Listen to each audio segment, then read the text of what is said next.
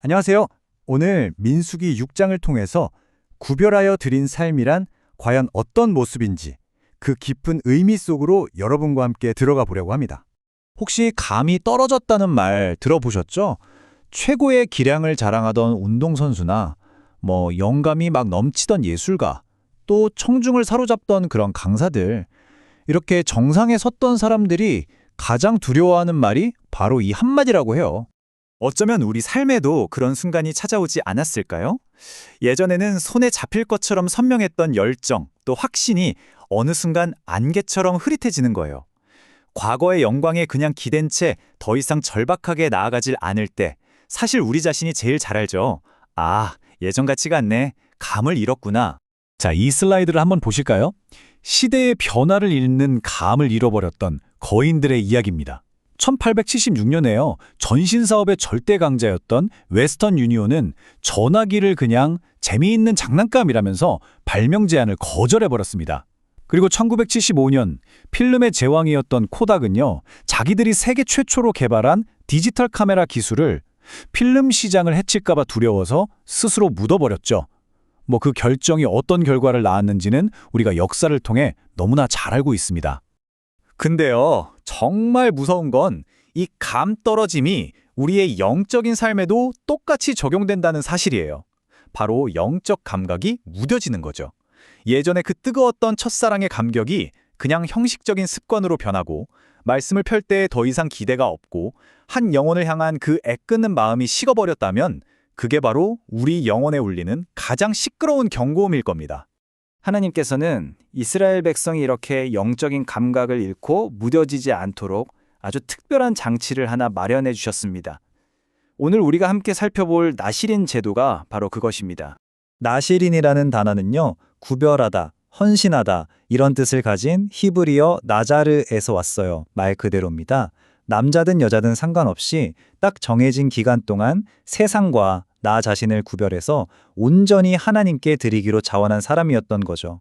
이 나시린의 존재는 마치 이스라엘이라는 공동체 전체 앞에 놓인 하나의 거울 같았어요. 여러분, 하나님께 온전히 드려진 삶이란 바로 이런 겁니다. 라고 그들의 삶 전체로 보여주는 살아있는 증표였던 셈이죠. 성경은 이 거울에 비친 두 가지 아주 극명한 모습을 우리에게 보여줍니다.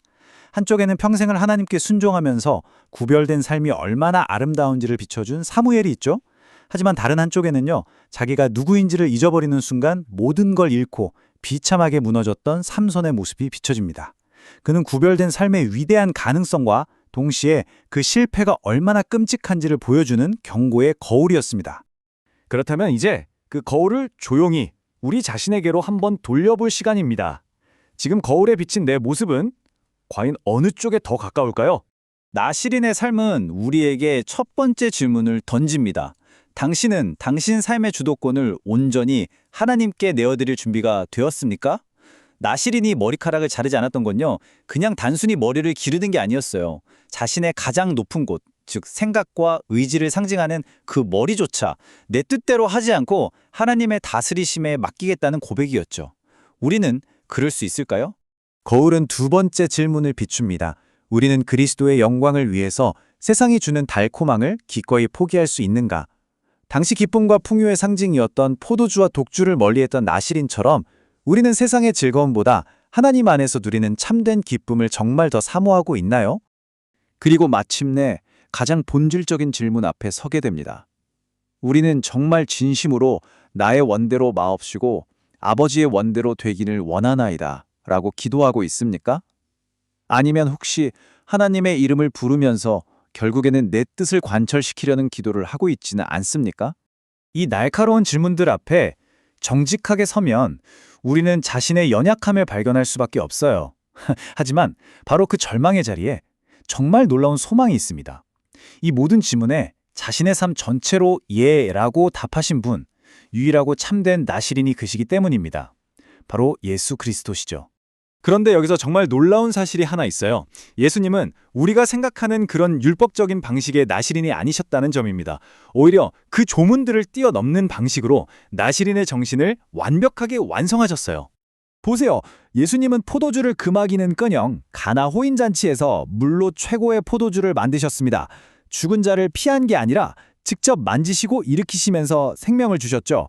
예수님은 율법의 글자가 아니라 그 안에 담긴 하나님의 진짜 마음, 즉 아버지의 뜻에 대한 완전한 순종과 세상으로부터의 거룩한 구별됨이라는 나시린 성원의 본질을 완벽하게 성취하신 유일한 분이십니다. 나의 양식은 나를 보내신 이의 뜻을 행하며 그의 일을 온전히 이루는 이것이니라. 이 한마디보다 예수님의 삶이 얼마나 철저히 하나님 아버지를 위해 구별된 삶이었는지를 더 분명하게 보여주는 말이 또 있을까요? 이것이 바로 참된 나시린의 고백입니다. 자, 그렇다면 이제 이 나시린의 삶은 21세기를 살아가는 우리에게 어떤 의미로 다가올까요?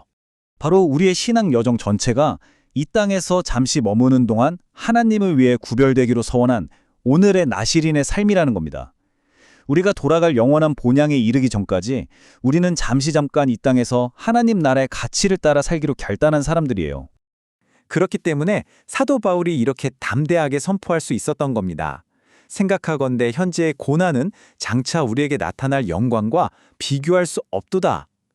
나시린의 서원 기간이 끝나면 영광스러운 회복의 시간이 있었던 것처럼 우리의 이 땅에서의 수고와 헌신 끝에는 비교할 수 없는 영원한 영광이 기다리고 있기 때문이죠.